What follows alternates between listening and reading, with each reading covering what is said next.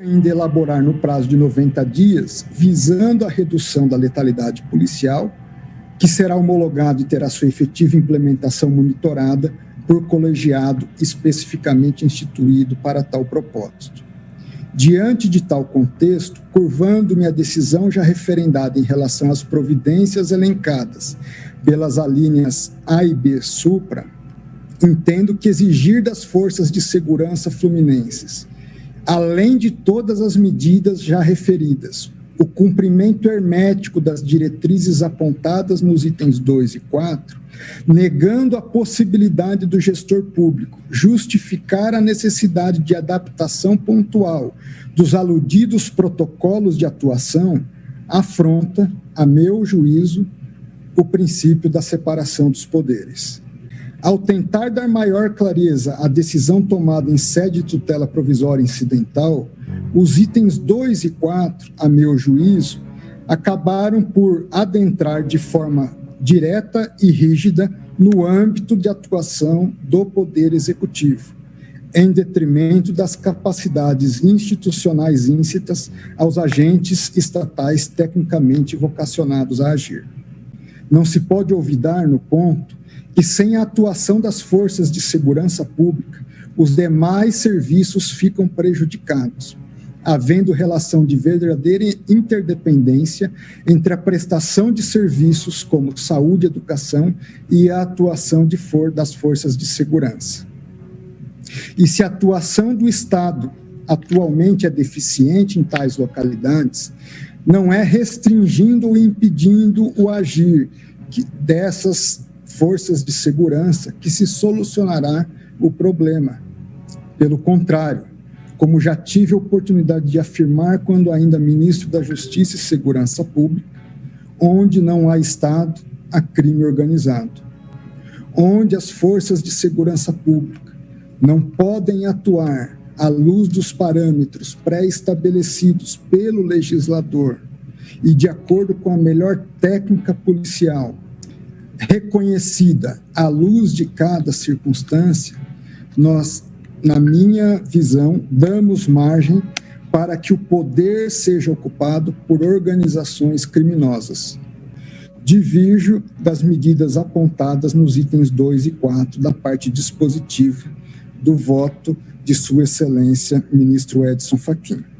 Ministro André Mendonça, a quem cumprimento e reitero a honra de receber Vossa Excelência plenário, apenas para subscrever a explicitação que o eminente ministro Alexandre Moraes vem de fazer. Aliás, cumprimentar também o texto do voto vista de Sua Excelência com a revisão dos apartes que espelha fielmente o que aqui se deliberou e que, portanto, deliberou no sentido de explicitar o voto que proferi, qual seja a necessidade de exaurimento dos demais meios, inclusive das armas não letais, antes de se fazer o uso das armas letais. Temos uma unidade de pensamento que é tentar trazer algo que seja não só consentâneo à Constituição, mas que traga algum parâmetro de melhoria na atuação da própria polícia como um todo, né? Então, se me permite, ministro Fachin, até à luz dos dispositivos que Sua Excelência nos traz, o item 2 me parece bastante, eu diria, aberto até. Apenas na última, porque fala na determinação para, durante um certo tempo, enquanto não haja um novo protocolo, que se adote adotem os princípios básicos sobre a utilização de arma. Ao final, em especial, se faz a ressalva em relação à excepcionalidade da realização de operações policiais, creio eu, em referência às decisões anteriores. Então, a meu juízo, essa disposição traz uma margem de discricionariedade na aplicação e, como bem pontuou Sua Excelência, não arbitrariedade, mas me deixe qualificar a discricionariedade. A discricionariedade técnica não é política, não é individual, mais técnica. O que acho que é desejo e vontade de todos nós é que nós tenhamos uma polícia efetiva, que garanta a todos essa segurança, que garanta, por exemplo, a quem está na Zona Sul o direito de visitar um amigo numa comunidade, como se faz em qualquer lugar do mundo. Mas hoje, infelizmente, poucos cidadãos da Zona Sul do Rio de Janeiro podem entrar com o mínimo de tranquilidade hoje em uma comunidade da mesma cidade. Bem explanado pelo ministro André Mendonça, a administração deve agir conforme os critérios já previstos pela Constituição Federal e após também pelos regramentos respectivos. Pondero, como só ocorrer, que a proporcionalidade é princípio fundamental, que envolve todo o sistema jurídico e o uso proporcional da força estabelecido pelo artigo 284 do Código de Processo Penal. Diferente seria a situação se já não se soubesse de antemão como se dá a criminalidade no estado do Rio de Janeiro, que frequentemente utiliza fuzis, bazucas, barricadas, em cenário que facilmente poderia ser classificado como de guerra. Talvez, se isso fosse um fenômeno desconhecido, se já não soubéssemos do alto nível bélico presente nas comunidades, quiçá, se fosse em outro país, poderia-se argumentar que o uso da força poderia ser progressivo, partindo-se de armas não letais. No Rio de Janeiro, a realidade é violenta. Violência presente no cotidiano do cidadão carioca, infelizmente. Aqui é preciso ter cuidado com a extração de conclusões. Em primeiro lugar, a relação de causa e efeito estabelecida entre a restrição das operações e a redução do número de mortes é feita sem maior reflexão, como se isso fosse um dado indiscutível. Talvez fosse o caso de solicitarmos maiores apurações dos indicadores reais de homicídios e demais crimes cometidos nas regiões objeto desta ADPF. Também creio que se careça de adequada e ampla apuração se não houve aumento de mortes por outros tipos de crimes. Com as devidas vênias, formula a seguinte indagação: quantas mortes podem ser produzidas no futuro em razão do fortalecimento de organizações criminosas? Esse é um número que não pode ser calculado ou sequer estimado com precisão. Não se sabe ao certo, mas se pode especular o que esses grupos estão fazendo dentro dos territórios que hoje dominam e que o poder público brasileiro só pode entrar mediante autorização do crime organizado ou com confrontação pela força. Faço a indagação, e isso me causa muita preocupação, das notícias que chegam até nós, ministros dessa corte, e também membros do Ministério Público do Judiciário Nacional, do que eventualmente pode ter ocorrido neste período em que as operações foram obstadas até em razão da análise de melhor planejamento. Vossa Excelência, me desculpe, ministro,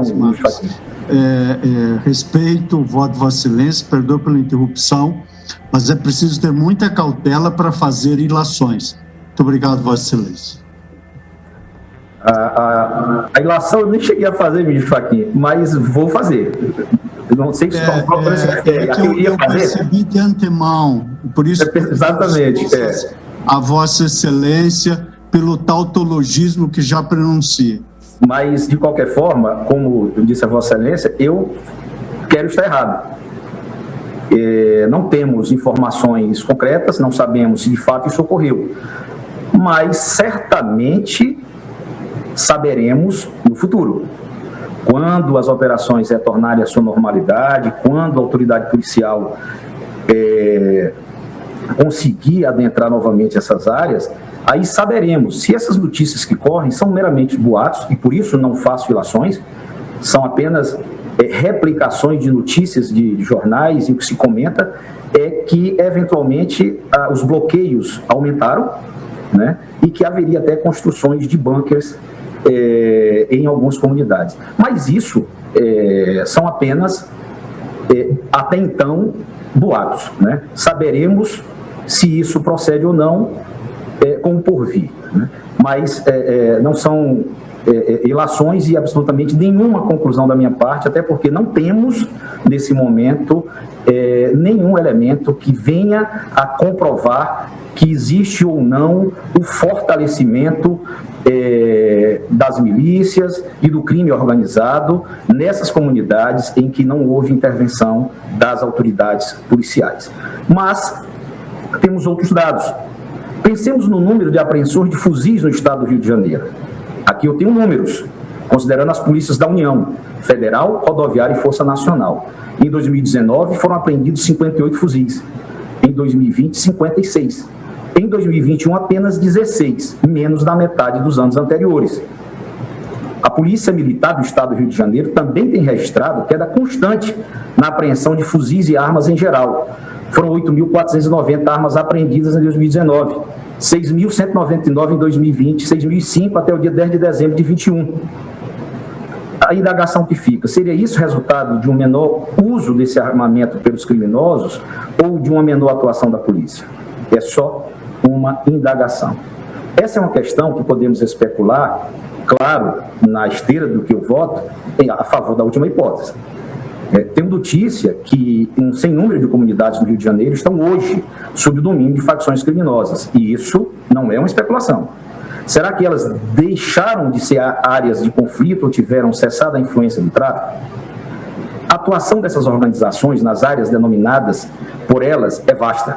É sabido, conforme diversas notícias todos os dias, que elas exercem domínio territorial, atingindo o cerne da soberania do Estado, controlam a movimentação de pessoas, prejudicando o direito de ir e vir, controlam o acesso dos veículos, assambarcando a autoridade que seria do Estado, empregam armas de fogo de modo ostensivo, controlam serviços públicos básicos, impossibilitam o exercício de algumas atividades públicas, notadamente a policial.